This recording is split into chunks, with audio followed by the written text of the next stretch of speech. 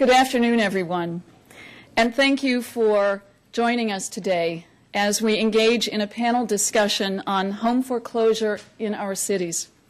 My name is Diane Badujak. I'm the Managing Director at DeBama Theater. Welcome. Thank you, everyone, for joining us on today's panel. 2 years ago, DeBama envisioned a cycle of 3 plays dealing with the challenges facing the city of Cleveland. The first play, Migration, written by 3 very talented Cleveland playwrights, Eric Coble, Nina Deming, and Eric Schmiedel, was produced last season at the Cleveland Playhouse. Migration dealt with the loss of job opportunity and the resulting flight from the city. And now, with the generous funding of Cuyahoga Arts and Culture, DeBama will produce the second play entitled Dream Home, written by another gifted local playwright, Sarah Morton. We've all seen the headlines in the papers and the for sale signs on the lawns of our communities. We've gazed at the images of foreclosure on television. The play Dream Home goes beyond the digital images and reveals the human story of how Cleveland families are intimately dealing with the impact of foreclosures on our families, on our communities, and on our dreams for the future. As part of the CAC grant, DeBama Theater partnered with the City Club to bring together leaders of surrounding cities of Cleveland to discuss the topic of foreclosure. It is our hope that hearing and talking about the individual struggles that each city is facing and how they are individually and collectively dealing with these issues will perhaps lend new insights into how this problem can be addressed. So I would like to introduce you to Mr. George Roth, an actor who plays the role of Arthur in Dream Home, and he'll do a short piece for us.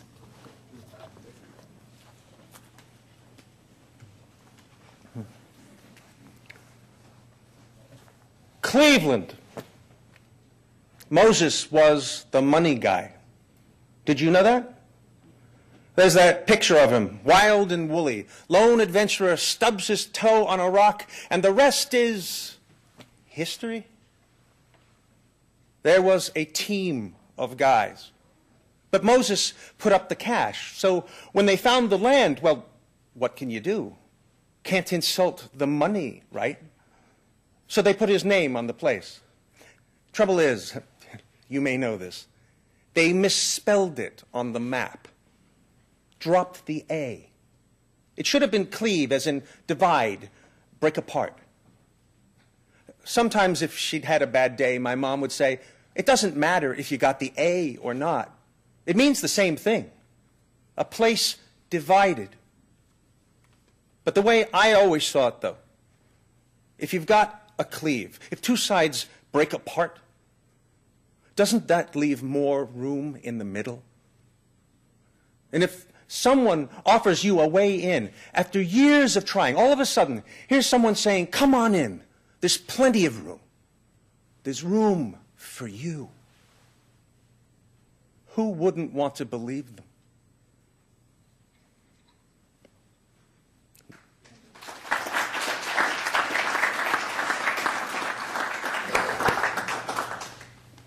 I'm Jim Rokakis, and I'm moderating the panel. Thank you for that wonderful reading, by the way. I've read Dream Home, and I think that the playwright really did a very good job of capturing the essence of the foreclosure problem and how it's impacted all kinds of Clevelanders.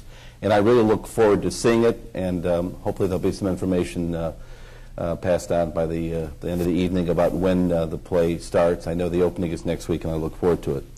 I have the pleasure of being the moderator here of this panel with 6 friends, 6 public servants who have been caught in the crosshairs of the foreclosure crisis. And I don't mean personally, but their communities have been caught in the crosshairs, and they have really felt it very acutely. But before I introduce them, I've been asked to say a few words about the foreclosure crisis, set the table, if you will. Cleveland, as you know, anybody that picks up a paper and reads, has been at the epicenter of the foreclosure crisis since really the late 1990s. In fact, between 2000 and 2006, Cleveland led the country in foreclosures. In Ohio, Michigan and Indiana traded off the dubious distinction of having the highest rate of foreclosures in any single state. In 1995, which was an average year here in Cuyahoga County, there were about 3,000 private mortgage foreclosures, a few more than that actually, maybe about 3,300. But with the advent of securitization and the strength and the growing impact of these non-depository national banks, we began to see these funny loan products being offered throughout our communities, and the rate took off. By 2000, when Cleveland led the country, we had 7,000 private mortgage foreclosures here in Cuyahoga County. And that's the year that Cleveland, Dayton, and Toledo all decided to act, and they passed their own anti-predatory lending laws.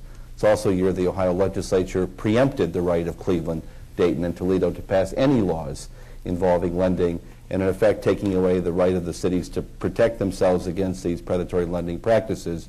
And at that point, folks, there was no sheriff in town, and it was lights out in Cleveland. We went from 7,000 foreclosures in 2000 to 13,500 foreclosures in 2006, over 15,000 foreclosures in 2007, and almost 15,000 in 2008. And I might add the foreclosure filings in December of 2008 were the highest foreclosure filings in the history of Cuyahoga County.